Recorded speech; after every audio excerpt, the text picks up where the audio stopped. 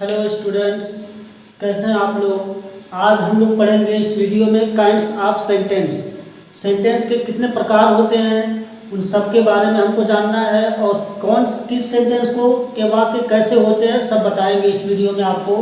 Video शुरू करने से पहले आपसे रिक्वेस्ट है कि प्लीज़ आप हमारे चैनल को लाइक, सब्सक्राइब और कमेंट करिए, ताकि और बेल आइकन को ज़रूर दबा दीजिए ताकि अगली वीडियो आप तक जल्द से जल्द पहुँचे। चलिए वीडियो शुरू करते हैं। आपको हम बता दें कि सेंटेंस के 5 भाग होते हैं। सेंटेंस के 5 भाग होते हैं। There are 5 kinds of sentence. Sentence के 5 भाग होते हैं। नंबर 1 होता है असर्टिव सेंटेंस। असर्टिव सेंटेंस इसको कहते हैं हिंदी में साधारण वाक्य। साधारण वाक्य।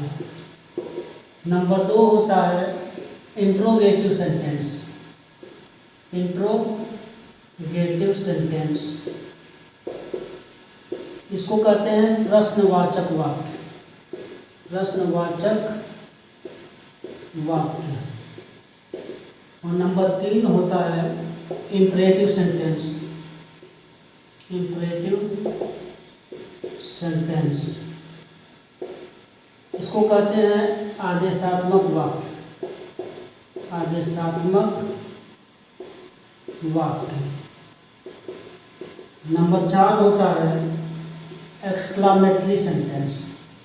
एक्सक्लामेटरी सेंटेंस इसको कहते हैं विस्मयादिबोधक वाक्य। विस्मयादिबोधक।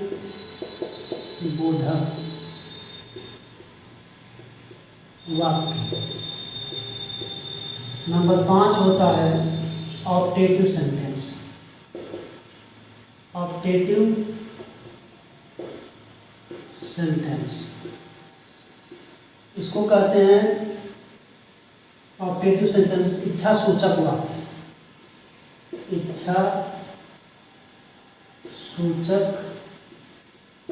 वाक्य। आपको बता दें कि यही 5 सेंटेंस होते हैं। इन पांचों के बारे में हमको जानना है कि असर्टिव सेंटेंस किसे कहते हैं, इंट्रोगेटिव किसे कहते हैं। इन पांचों के बारे में आप लोग को हम बताएंगे कि कौन सेंटेंस के वाक्य कैसे होते हैं। तो चलिए हम लोग शुरू करते हैं असर्टिव सेंटेंस। पहला असर्टिव सेंटेंस समझ लीजिए, जिसमें आप लोग साधारण कोई भी बात करते हैं, कोई कथन होता है या कोई शर्त होता है, वो असर्टिव सेंटेंस होता है। इसकी परिभाषा होती है a sentence that denotes any condition,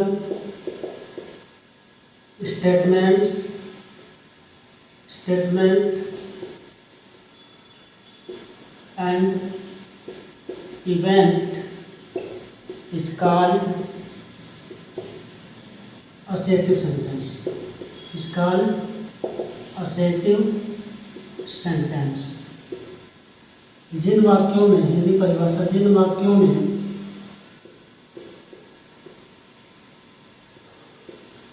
साधारण रूप से कोई बात कही जाए, कोई बात कही जाए, असर्टिव सेंटेंस में होते हैं। असर्टिव सेंटेंस में होते हैं। मतलब यह है कि हम लोग कोई भी बात साधारण रूप में करते हैं। जैसे तुम खाना खाते हो, मैं वहाँ जाता हूँ, तुम लोग क्रिकेट खेलते हो। जो भी बात हम करते हैं साधारण रूप से, वो असर्टिव सेंटेंस में हम लोग करते हैं, जिसमें ना कोई प्रश्न पूछा जाता है ना कोई आदेश दिया जाता है। उसमें साधारण रूप से हम लोग कोई भी बात करते हैं, वो असर्टिव सेंटेंस में होता है। इसके एग्जांपल्स देख लीजिए। जैसे they are swimming in the river. एक एग्जांपल आप लोग के सामने, they are swimming in the river. In the river. इसका इंग्लिश होगा वे लोग नदी में तैर रहे हैं। वे लोग नदी में तैर रहे हैं, तैर रहे हैं। तो ये साधारण रूप से वाक्य है, साधारण रूप से इसमें कोई बात कही गई कि वे लोग नदी में तैर रहे हैं। ना कोई इसमें प्रश्न पूछा जा रहा है, ना कोई आदेश दिया जा रहा है, या ना कोई इच्छा व्यक्त हो रहा है। तो ये आपका असेटिव का अफर्मेटिव, असेटिव के दो भाग होते हैं, एक होता है अफर्मेटिव सेंटेंस और एक होता है निगेटिव सेंटेंस। ये असेटिव का अफर्मेटिव सेंटेंस है। अगर जिसमें नॉट या नेवर आ जाए तो वो असेटिव का निगेटिव सेंटेंस होता है। जैसे एक और एग्जांपल निगेटिव में देख लीजिए, I am not your friend, I am not your friend, मैं तुम्हारा मित्र नहीं हूँ, मैं तुम्हारा मित्र नहीं हूँ। इसमें नॉट है, निगेटिव वर्ड है, तो ये आपका असेटिव सेंटेंस का निगेटिव होगा, असेटिव का निगेटिव सेंटेंस होगा।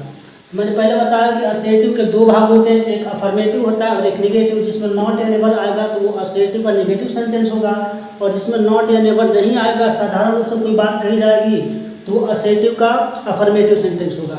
अगर इसमें कोई दिक्कत हो तो आप लोग पूछ सकते हैं। दूसरा हम लोग पढ़ते हैं इंट्रोगेटिव सेंटेंस।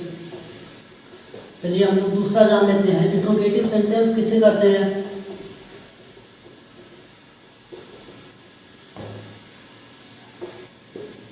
इंट्रोगेटिव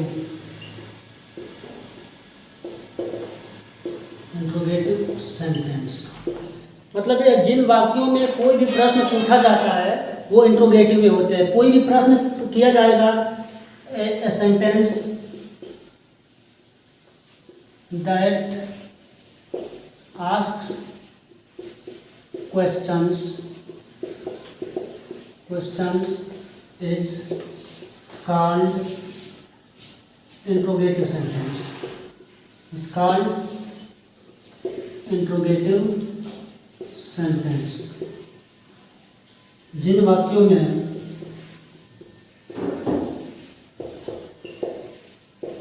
कोई प्रश्न पूछा जाए इंट्रोगेटिव सेंटेंस में होते हैं, इंट्रोगेटिव सेंटेंस में होते हैं। कोई भी प्रश्न, जैसे क्या तुम राम हो, वे लोग कहाँ जा रहे हैं, कोई भी प्रश्न पूछा जाएगा तो वो इंट्रोगेटिव में होगा। इसके एग्जांपल्स बता दें आपको।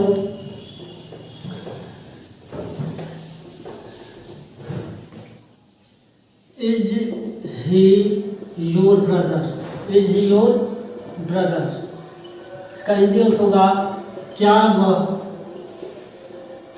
तुम्हारा भाई है, क्या वह तुम्हारा भाई है। तो देखिए इसमें प्रश्न पूछा जा रहा है कि क्या वह तुम्हारा भाई है। और एक बात ध्यान रखिएगा कि इंट्रोगेटिव सेंटेंस में हमेशा अंत में क्वेश्चन मार्क का निशान जरूर लगाया जाता है। क्वेश्चन मार्क अगर नहीं लगाएंगे तो इंट्रोगेटिव सेंटेंस आपका गलत हो जाएगा, जिसमें प्रश्न पूछा जाए। जैसे एक और example, who are you, who are you, तुम कौन हो। तो इसमें भी आपका प्रश्न पूछा जा रहा है हु से, हु आर यू। एक और बहुत से एग्जाम्पल्स हैं, what are you doing, what are you doing, तुम क्या कर रहे हो। इसमें भी प्रश्न पूछा जा रहा है तुम क्या कर रहे हो। अगर इसमें कोई परेशानी हो आप लोग पूछ सकते हैं। अब तीसरा हम लोग जानते हैं कि इंपरेटिव सेंटेंस किसे कहते हैं।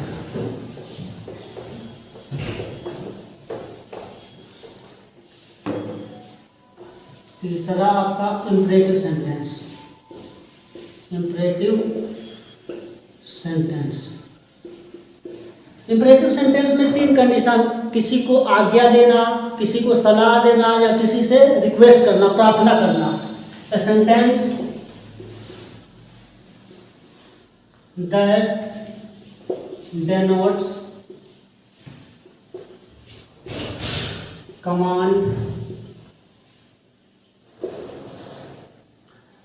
suggest a request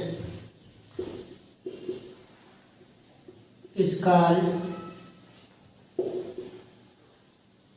imperative sentence, is called imperative sentence। जिन वाक्यों में जिन वाक्यों में आदेश, सलाह या प्रार्थना का बोध हो, इंपरेटिव सेंटेंस होते हैं। इंपरेटिव सेंटेंस होते हैं। मतलब यह है कि इसमें सलाह दिया जाएगा या किसी को आदेश दिया जाएगा। आपको बता दें कि इंपरेटिव सेंटेंस की शुरुआत जो होते हैं प्रेडिकेट से शुरू होती है, और इंपरेटिव सेंटेंस में सब्जेक्ट यू छुपा होता है। सब्जेक्ट जो होता है यू छुपा होता है। एग्जाम्पल में आप लोग को देख लीजिए, समझ लीजिए। जैसे ब्रिंग द वाटर, एक एग्जाम्पल है आपका, bring the water, bring the water. देखिए ये ब्रिंग आपका वर्ब से शुरू हुआ है, ब्रिंग द वाटर, इसमें यू छुपा हुआ है, पानी लाओ, ये आपका आदेश है। क्या है? आदेश। और दूसरा help the poor, help the poor, ये आपका सलाह है, गरीबों की मदद करो, गरीबों की मदद करो, सलाह हो गया। और जिन वाक्यों में प्लीज आ जाए, काइंडली आ जाए, सर आ जाए, तो उसमें आपका रिक्वेस्ट होता है, please give me some food, please give me some food, कृपया मुझे कुछ खाना दीजिए, कृपया मुझे कुछ खाना दीजिए, भोजन दीजिए। तो इसमें आपका रिक्वेस्ट है, क्या है? प्रार्थना। ये जो है आपका प्रार्थना है। तो इंपरेटिव सेंटेंस में कोई भी परेशानी हो आपको, ऐसे एक इंपरेटिव सेंटेंस के शुरुआत डू नॉट से होता है, डू नॉट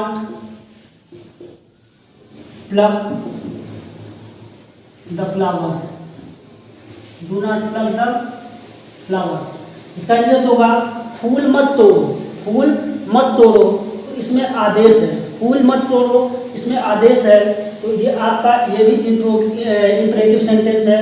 अगर इसमें कोई भी परेशानी हो, दिक्कत हो, आप लोग हमसे पूछ सकते हैं।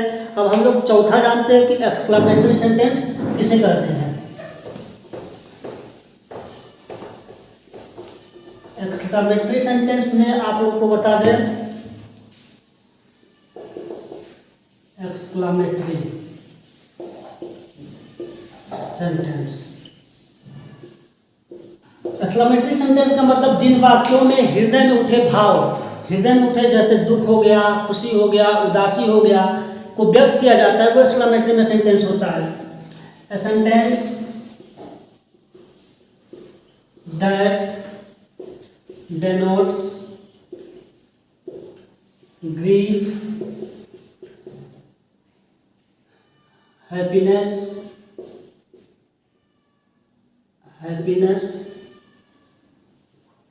surprise is called exclamatory sentence.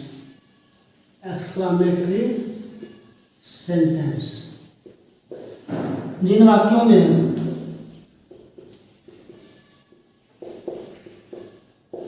हृदय में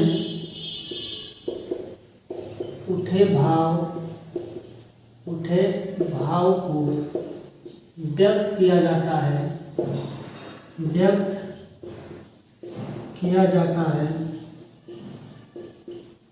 एक्सक्लेमेटरी सेंटेंस कहलाता है।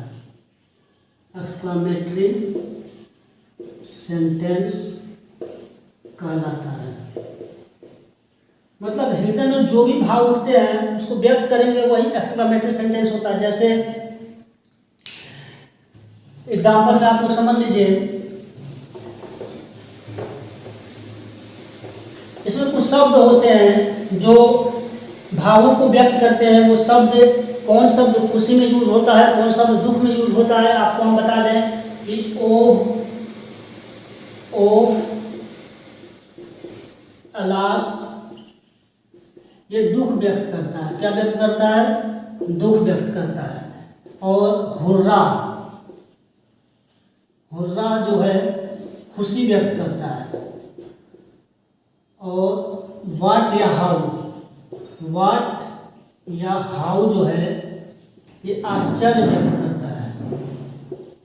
आश्चर्य भी हृदय में उठता है। और ब्रेवो, ब्रेवो जो है ये बहादुरी को व्यक्त करता है, बहादुरी।